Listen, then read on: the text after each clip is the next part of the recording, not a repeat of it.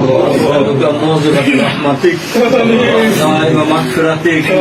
والغنيمة من كل بر وسلامة من كل إثم اللهم لا تدع لنا ذنبا إلا غفرته ولا هما إلا فرجته ولا دينا إلا قضيته ولا مريضا إلا شفيته ولا حاجة من حوائج الدنيا والآخرة